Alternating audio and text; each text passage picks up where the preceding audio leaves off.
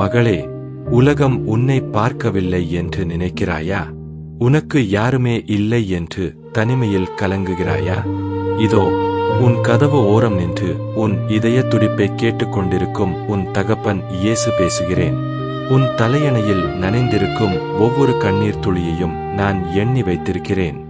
நீ அழுது முடிக்கும் வரை நான் காத்திருக்கிறேன். இப்போது என் பேச்சை கொஞ்சம் கேள். என் அன்பு கண்ணே, நீ எதற்காகவும் ஏங்கி தவிக்க வேண்டாம். இந்த உலகம் உன் வெளித்தோற்றத்தை பார்த்து எடை போடலாம். உன் குறைகளை சுட்டிக்காட்டி உன்னை மதிக்காமல் போகலாம். ஆனால் நான் உன்னை என் உள்ளங்கைகளில் வரைந்து வைத்திருக்கிறேன். மற்றவர்கள் உன்னை தூக்கி எறிந்தபோது நீ எனக்கு வேண்டும் என்று சொல்லி உன்னை தேடி வந்தவன் நான். நீ சாதாரணமானவள் அல்ல. நீ ஒரு ராஜகுமாரி. என் இரத்தத்தால் வாங்கப்பட்ட விலையேற பெற்ற பொக்கிஷம் நீ. உன் பாரங்கள் அனைத்தையும் என் பாதத்தில் வை. நீ சுமந்தது போதும், இனி நான் சுமக்கிறேன். கலங்காதே மகளே, நான் உன்னோடு இருக்கிறேன். ஏசாயா 43:4. நீ என் பார்வைக்கு அருமையானவன், நான் உன்னை நேசித்தேன். மகளே, கவலைப்படாதே. இந்த உலகம் உன்னை எப்படி வேண்டுமானாலும் பேசட்டும். உன் மனதை அவர்கள் காயப்படுத்தியிருக்கலாம். ஆனால் நீ யார் என்று எனக்கு தெரியும். நீ மற்றவர்கள் சொல்வது போல அற்பமானவள் அல்ல. நீ என் செல்ல பிள்ளை. உலகத்தின் பேச்சை கேட்டு நீ ஏன் சோர்ந்து போகிறாய்? உன்னை சுற்றியிருப்பவர்கள் உன்னை பலவீனமானவள் என்று சொல்லலாம். ஆனால் உனக்குள்ளே இருக்கும் என் பலத்தை அவர்கள் அறிய மாட்டார்கள். இனி உன் குறைகளை நினைத்து கலங்காதே. நான் உன்னை பலப்படுத்துவேன். நீ தனியாக இல்லை. நான் உனக்குள்ளே இருக்கிறேன் என்பதை மறந்துவிடாதே. தைரியமாக இரு மகளே, நான் உன்னோடு இருக்கிறேன். மகளே, காலையில் விழித்தது முதல் இரவு தூங்கும் வரை உன் கைகள் ஓய்வில்லாமல் உழைப்பதை நான் பார்த்து கொண்டேதான் இருக்கிறேன். வீட்டு வேலைகள், பிள்ளைகளின் படிப்பு, கணவரின் உடல்நலம் என எல்லாவற்றையும் உன் தோளில் சுமந்து கொண்டு உள்ளுக்குள் நீ படும் வேதனை எனக்கு தெரியும். எல்லோருக்கும் நான் இருக்கிறேன், ஆனால் எனக்கு என்று உதவி செய்ய யாரும் இல்லையே என்று நீ ஏங்கி தவித்த அந்த நிமிடங்களில் நான் உன் அருகிலேயே நின்றிருந்தேன். உன் கண்ணீரை நான் பார்த்தேன் மகளே. இனி நீ பயப்படாதே. எல்லா பாரத்தையும் நீயே சுமக்க வேண்டும் என்று நான் நினைக்கவில்லை. உன் சுமையை என் தோளில் இறக்கிவை. நான் உனக்கு துணையாக இருப்பேன். உன் குடும்பத்தை நான் ஆசீர்வதிப்பேன். நிம்மதியாக இரு மகளே, நான் உன்னை கைவிட மாட்டேன்.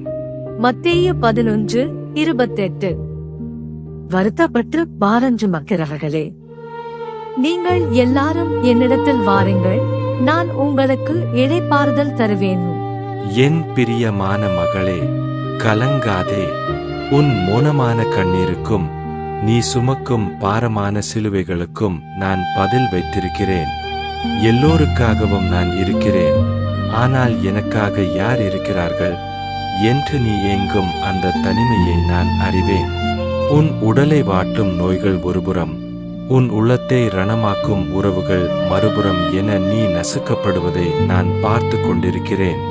இதோ உன் காயங்களை கட்டவும் உன் கண்ணீரை துடைக்கவும் உன் தகப்பன் நான் வந்திருக்கிறேன். நான் உனக்கு கொடுக்கும் சுகத்தையும் சமாதானத்தையும் இந்த உலகம் உன்னிடமிருந்து பறிக்க முடியாது. பரலோக தகப்பனே, இதோ உம் பாதத்தில் மண்டியிட்டு நிற்கும் இந்த மகளுக்காக நான் மன்றாடுகிறேன். இவள் மேல் இறங்கட்டும். உடல் மற்றும் பெண்மை சார்ந்த விடுதலை, உச்சந்தலை முதல் உள்ளங்கால் வரை இவள் உடலில் இருக்கும் சகல பிணிகளும் இயேசுவின் நாமத்தில் இப்போதே சுகமாகட்டும். பெண்களுக்கே உரித்தான சகல உடல் உபாதைகள், நீண்டகால வலிகள், தீராத பலவீனங்கள் அனைத்தும் விலகி இவள் எலும்புகள் புது பெலன் அடையட்டும். குடும்பம் மற்றும் உறவுகளின் சமாதானம், இவள் குடும்பத்தில் இருக்கும் கசப்புகள் மாறட்டும். கணவன் மனைவி இடையே அன்பும் அந்நியோன்யமும் பெருகட்டும். மாமியார் மருமகள் இடையேயான கசப்பான சூழல்கள் மாறி ஒருவரை ஒருவர் புரிந்து கொள்ளும் மனப்பக்குவத்தை தாரும். பிள்ளைகளின் எதிர்காலத்தை பற்றிய கவலைகள் நீங்கி அவர்கள் பாதையில் வளர கிருபை செய்யும். உறவினர்களால் வரும் நிந்தைகளும் அவமானங்களும் இவளை தீண்டாதபடி வேலி இவளைச் சுற்றிலும் இருக்கட்டும். பணியிடம் மற்றும் பொருளாதார ஆசீர்வாதம். வேலை செய்யும் இடத்தில் இவளுக்கு எதிராக எழும்பும் சூழ்ச்சிகள், பொறாமைகள் மற்றும் மன அழுத்தங்கள் இயேசுவின் நாமத்தில் நிர்மூலமாகட்டும். இவள் செய்யும் வேலைக்கு தகுந்த அங்கீகாரமும் கௌரவமும் கிடைக்கட்டும். இவள் கைகளை ஆசீர்வதியும். பொருளாதார தடைகள் உடைந்து கடன் சுமைகள் நீங்கி இவள் குடும்பம் குறைவில்லாமல் வாழ வழிவாசல்களை திறந்தருளும். மன உறுதி. எல்லாம் முடிந்துவிட்டது என்று இவள் சோர்ந்து போகும் போதெல்லாம் உன்னால் முடியும் என்று தேற்றுமும் சத்தம் இவளுக்குள் ஒலிக்கட்டும்.